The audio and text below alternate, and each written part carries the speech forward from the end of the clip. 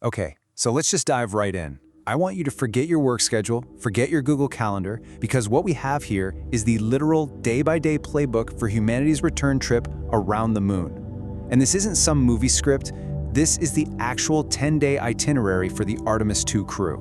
Whoa, hold on a second. 10 days? In what is essentially a flying soda can? I mean, I get antsy on a 2-hour flight to Vegas. What do 4 astronauts actually do for 10 whole days besides, look out the window? Are we talking board games? Is there space Wi-Fi? I really need to know the nuts and bolts here. All right, you're right to ask. So look, the launch is obviously the big fireworks show, but honestly, that's just the opening act. The real work, the stuff that proves this whole multi-billion-dollar machine actually works, it all starts just 8 minutes after they leave the ground. The moment they hit space, the real checklist begins. Okay, so day one is this, well, it's an insane orbital ballet. First, Orion separates. Then, the upper stage of the rocket, it's called the ICPS, it fires to shove them into a safe 100-mile high orbit. Then, it fires again to make that orbit perfectly stable, and then, get this, they basically eject that rocket stage and start practicing flying around it. It becomes their own personal training drone. Wait, so they practice flying next to their own garbage? That's incredible. The amount of precision you need to not bump into the thing you just threw away, that sounds unbelievably stressful. Exactly. And while all this incredibly high-stakes flying is going on, they're also tackling the more mundane stuff. They've got to get out of those launch suits, reconfigure the whole cabin for, daily life, and start checking all the core systems. So you're telling me that on their to-do list, right next to execute complex multi-burn orbital maneuvers, is make sure the toilet flushes and the water dispenser works. That is the most extreme version of moving into a new apartment I have ever heard of. Okay, let's get to the next part. So they're safely orbiting Earth, right? But getting to the moon, well, it's not a straight shot. You can't just point the spaceship and hit the gas. The physics behind it is actually way, way cooler than that. This right here is the absolute genius of the mission design. On day 2, they perform one single, absolutely critical engine burn. It's called the Trans-Lunar Injection, or TLI. And this burn doesn't just send them to the moon, it puts them on what's called a free return trajectory, a cosmic boomerang. So you're saying they throw themselves past the moon, and gravity and math just handle the return trip? That is a level of trust in physics that I just can't comprehend.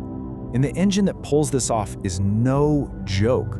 We're talking 6,000 pounds of thrust.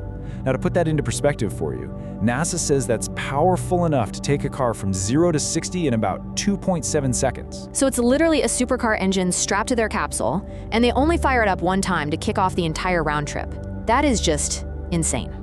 So after that one massive burn, the next couple days are really just a cosmic coast. But they're not just kicking back with their feet up. On day 3, they fire up the little thrusters for a tiny, super precise course correction. It's just a little nudge to make sure that cosmic boomerang is aimed perfectly. But that's just the rocket science part of the day's checklist. Yeah, because of course, right next to perfectly aim our multi-million-mile trajectory on the schedule is practice CPR? Are you serious? I mean, how do you even do that? You can't use your body weight for chest compressions if you don't have any weight. Do you brace your feet on the ceiling? The practicalities of just basic emergency medicine in space are seriously blowing my mind right now. Okay, now we are getting to the absolute climax of this whole trip. The coasting is over, and they are arriving at the main event, the Lunar Flyby. This is where stuff gets really wild, and some major records are about to get broken. So on day 5, they cross this invisible line in space. It's a major milestone called the Lunar Sphere of Influence. This is the literal tipping point where the moon's gravity finally overpowers the Earth's. From this moment on, they are essentially falling toward the moon. And on day 6, as they're swinging around the far side, they're set to smash a 50-year-old record.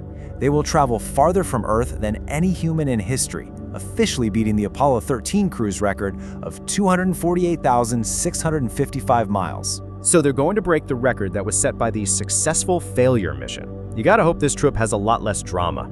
Still, that distance, it's just unbelievable. Right, and at their closest point, they'll be about 4,000 miles above the surface. And from that vantage point, the moon will look about the size of a basketball held at arm's length. Just imagine that, an entire world floating right outside your window. And for somewhere between 30 and 50 minutes, as they pass behind the bulk of the moon, they will be completely, utterly cut off from Earth. Total radio silence. Wow.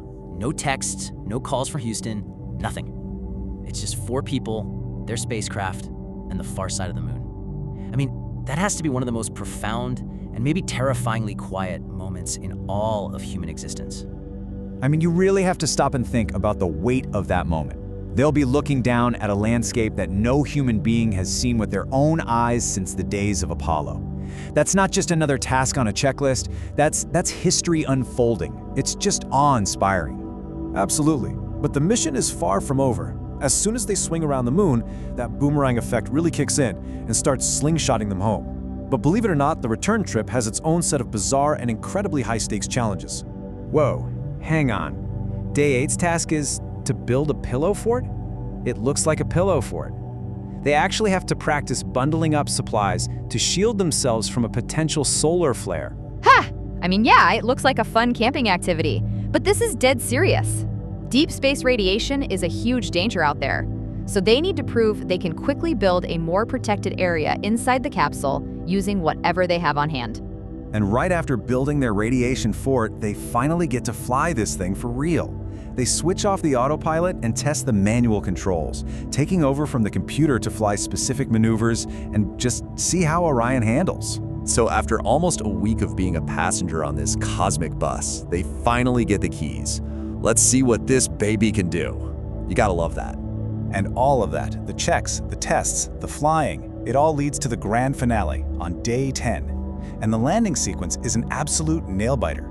They ditch the service module. They hit the atmosphere like a meteor, deploy 2 different sets of parachutes to go from supersonic speeds down to a gentle 17 miles per hour, and then splashdown. And every single one of those steps has to work perfectly. There are 0 do-overs.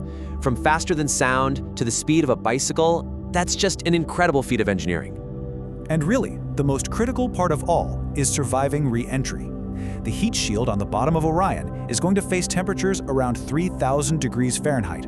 For context, that is about half the temperature of the surface of the sun. 3,000 degrees on the outside, and on the inside, you've got 4 astronauts who are very, very invested in that heat shield doing its job. Just wow.